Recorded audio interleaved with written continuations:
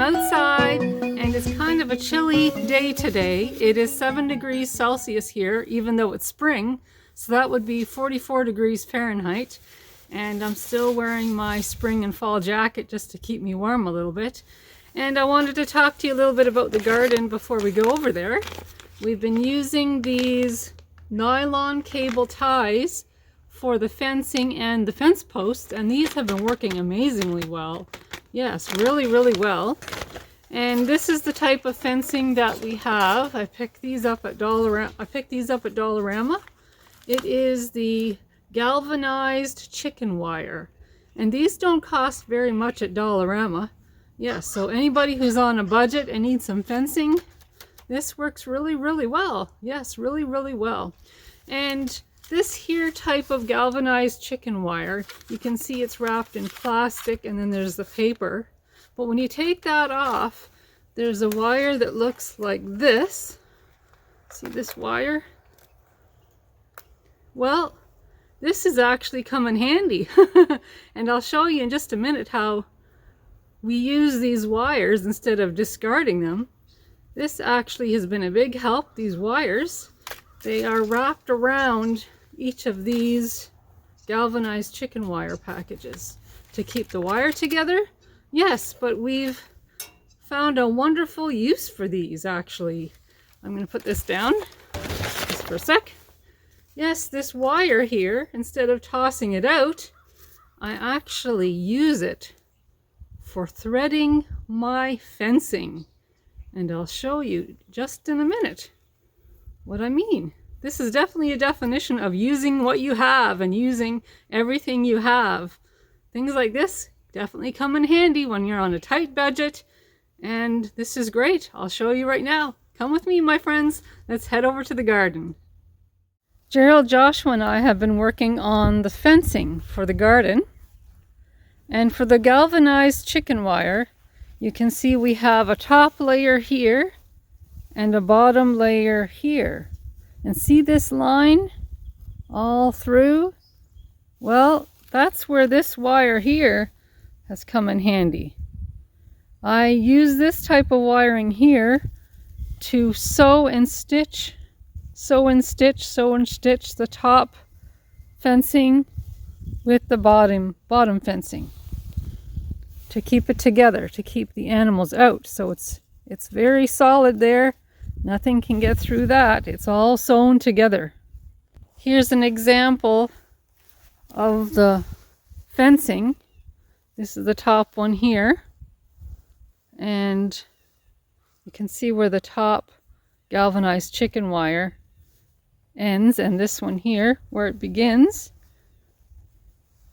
And Maggie is back. Hi, Maggie. See how she likes to help with the garden? Oh, she's on my knee now. Hi, Maggie. Yes, she's a big help, can't you tell?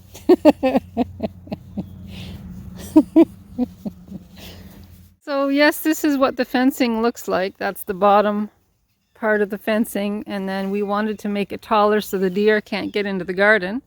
So there's the top part of the fencing there. And the idea is to stitch the two together. And that wire that I showed you, that's where that comes in handy, because I have to sew it all together to close that up. Yes, to keep the cats out, the raccoons out, and the deer out. So I'll take you along the fencing here just so you can see our progress. Last time we just had the bottom part of the chicken wire on the posts, but since then Gerald and I and Josh have added the top part here, and I did some sewing to sew it all together. And these here are a huge help. I always forget the names of these, unfortunately. But they're a huge help with the fencing. So we're doing good. I'm happy with our progress. You can see a bit of a fence line there. Yes, and there's my bamboo pole. I have a few of them from last year. And these here are a big help. Actually, a couple of viewers, Carla and Cody. Thank you, Carla and Cody. They gave us the idea to use those. Yes, thank you, Carla and Cody again. That was a great idea to pick those up. They're a big help. Keeping the garden stable and putting the fencing together on that. It's great. So you can see we're making some progress, my friends. We're not done yet, obviously. It's still a work in progress. But you can see the difference there. This is where I did some sewing, and this here I haven't finished that yet. I have to get that sewn together, get it all stitched together to close that up. Yes, but it's coming, my friends. I'm very excited. We're making good progress. And it's going to be a fairly big garden. Once we get all of the fencing done and the gate put on, then I'm going to start shifting these fishing totes around in the spots that I want them. Yes, so that's going to be a nice adventure, and you guys are all welcome to join. That would be great. It's part of the fun having you guys around. Oh, there's Maggie. Taking a look at that shed. Yeah, so I'm excited, my friends. It's going to be a bigger yard, a bigger garden this year than last year. I'm really excited about it.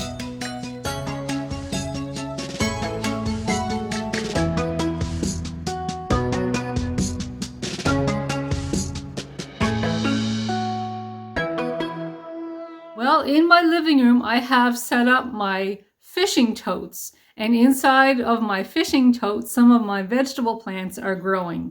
In my living room, I have a very large window, and it's the best place in the house to put my plants while they grow and wait to get outside into the great outdoors. Here in Nova Scotia, the frost ends about May, so I can't take my plants out till the first week of June. So I babysit my plants here in the house, and they grow and they grow, and in the first week of June, they're heading out the doors. So I wanted to give you an update on how my wonderful vegetable plants here in the house, just how they're doing. So let's take a look. In this tote here, tote number 1, I mainly have tomato plants in this tote. There's some tomato plants in the back, some tomato plants here, and my easy to grow tomato plants here. Now these have outgrown this pot, so today I have to transfer them into a bigger pot. And the ones in the back there I think need a little bit of support, so I'll take care of that today. And a week ago, my daughter Stacy went to the farmer's market and picked up these 2 plants. And I'm sure a lot of you can guess what those are. They're not tomato plants, they are strawberry plants. And Stacy picked those up at the farmer's market for me, and they only cost about $2.50 each. And in this week, they've grown quite a bit. I'm actually very, very surprised how much they've grown in just a week. Yes, so I'm going to have some really nice strawberry plants growing, my friends. I'm very, very excited. So those plants are doing really well. And these I'll get taken care of today, put them in a bigger pot, and let them grow at their leisure. In fishing tote number 2, I have a lot of zucchini here growing. And in these little pots here, these are pepper plants. These here, they're both pepper plants. And these here, easy to grow kits. Well, guess what, my friends? My lavender did not germinate. So I have another use for my pots here. It's not a lost cause.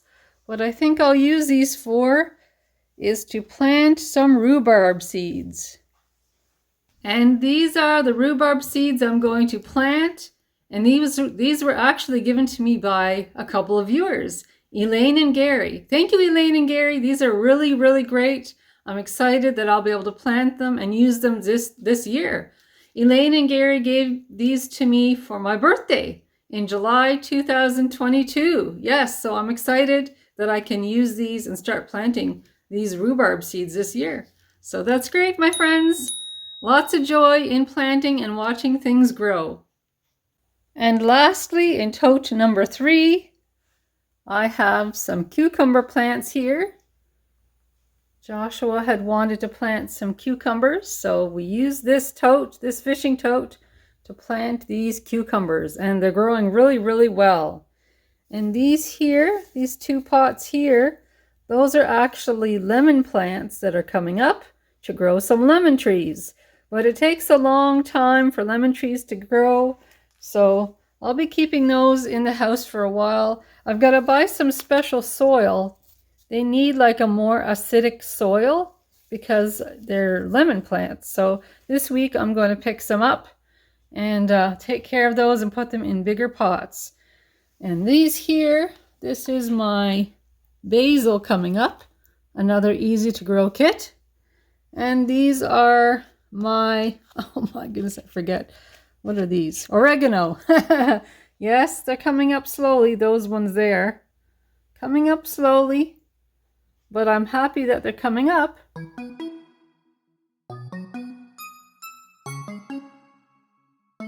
Well, my friends, I want to thank you so much for joining me here today. It's always a joy having you guys around and just sharing with you all what the heck is going on in our lives. Yes, it's nice to have you guys around. You guys always cheer me up. It's great. And if you like this vlog, please give me the YouTube thumbs up or press that subscribe button. That would be great. And I have more vlogs coming up, so stay tuned and I'll talk to you all soon. Talk to you soon, my friends. Bye. Bye.